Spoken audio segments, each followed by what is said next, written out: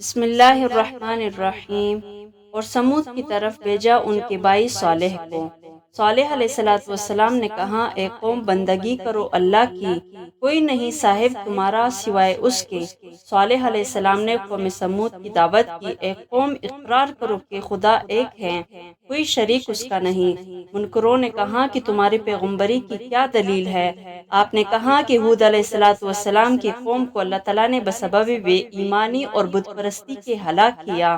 مجھے ان کے پیچھے اللہ نے خلیفہ کر کے تم پر بھیجا۔ وہ بولے، کچھ معجزہ دکھلاؤ۔ آپ نے کہا، کیا معجزہ دکھلاؤں؟ سب نے کہا کہ ایک اونٹنی اس پتھر سے نکل آئے اور اسی وقت ایک بچہ جنے اور دودھ دے، تب ہم جانیں گے کہ تو رسول خدا کا برحق ہے۔ اس وقت جبرائیل علیہ السلام نازل ہوئے اور کہا کہ اے صالح علیہ السلام، تو ان سے اقرار لے کہ بغیر حکم خدا کی وہ اونٹنی کو نہ مارے، سوائے دودھ کے اس سے کچھ نہ کہیں کہ ان پر کوئی اس کی چیز حلال نہیں۔ تب حضرت صالح علیہ السلام نے ان سے اقرار لیا۔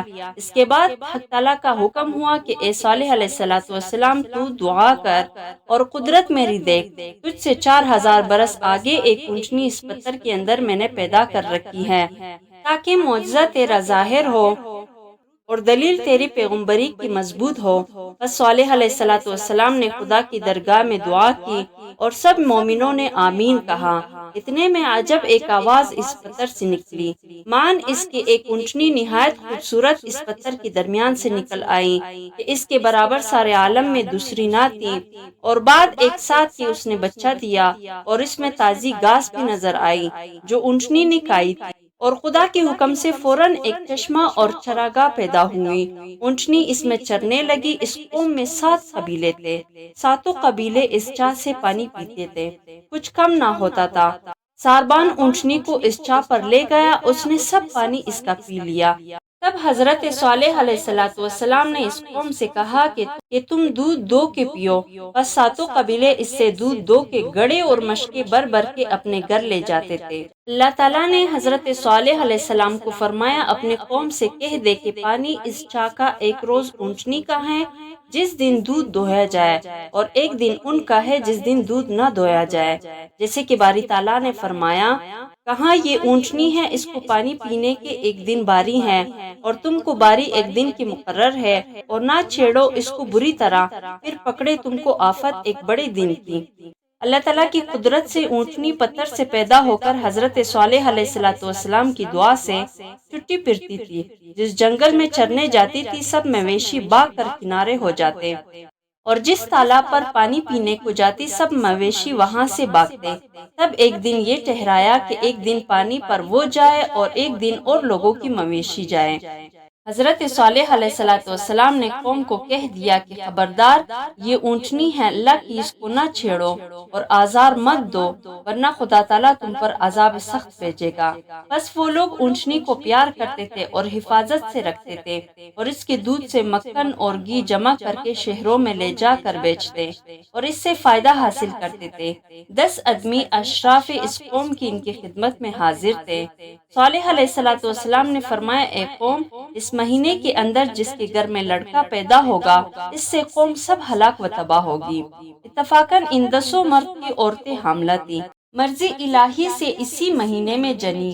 9 عورتوں نے اپنے اپنے بچوں کو مار ڈالا، اور ایک عورت نے بسبب اس کی کہ کوئی فرزند اس کا نہ تھا، اس لیے لڑکی کو نہیں مارا اور نام اس کا قدار رکھا۔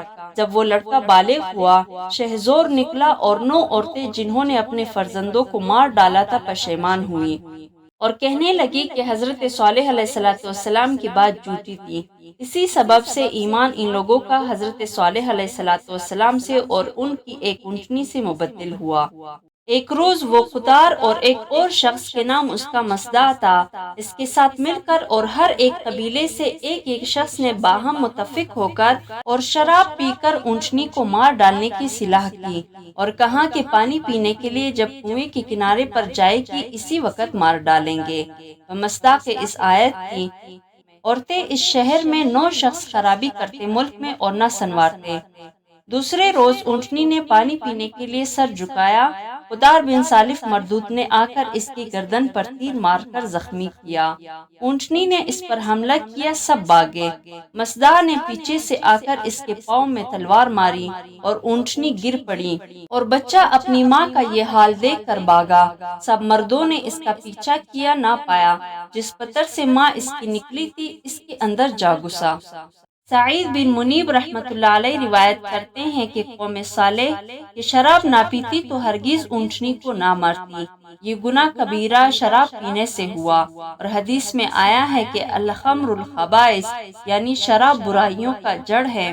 تفسیر میں لکھا ہے کہ ایک عورت بدکار کے گھر میں گائیں، اونٹ، بکری وغیرہ بہت تھے، اور چارے اور پانی کی تکلیف سے اس نے اپنے یار کو سکھایا کہ اونٹنی کے پاؤں کاٹ ڈال۔ اس نے ویسا ہی کیا۔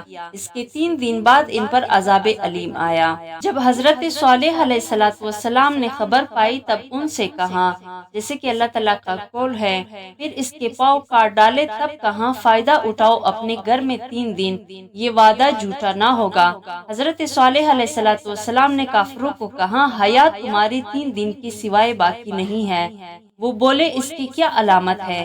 حضرت صالح علیہ السلام نے کہا کہ پہلے روز رنگ روپ تمہارا سرخ ہو جائے گا، اور دوسرے روز زرد ہو جائے گا، اور تیسرے روز سیاہ ہو جائے گا۔ جب 3 دن کے بعد یہ علامت مذکورہ ظاہر ہوئی، جن لوگوں نے اونٹنی کو مارا تھا وہ مردود سب حضرت صالح علیہ السلام کے گھر میں آئے تاکہ ان کو مار ڈالے۔ تب اسی وقت غضب الہی ان پر نازل ہوا۔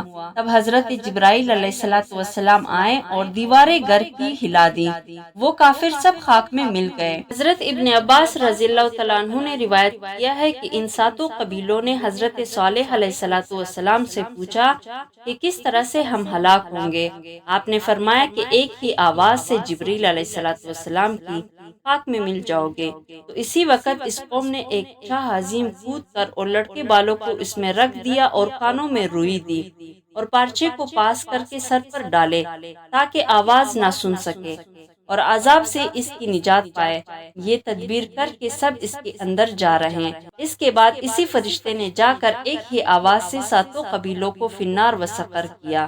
چنانچہ اللہ تعالیٰ نے فرمایا، ہم نے بھیجی ان پر ایک جنگاڑ، پھر رہ گئے جیسے روندی باڑ کانٹوں کی، اور کچھ نام و نشان ان کا زمین پر باقی نہ رہا۔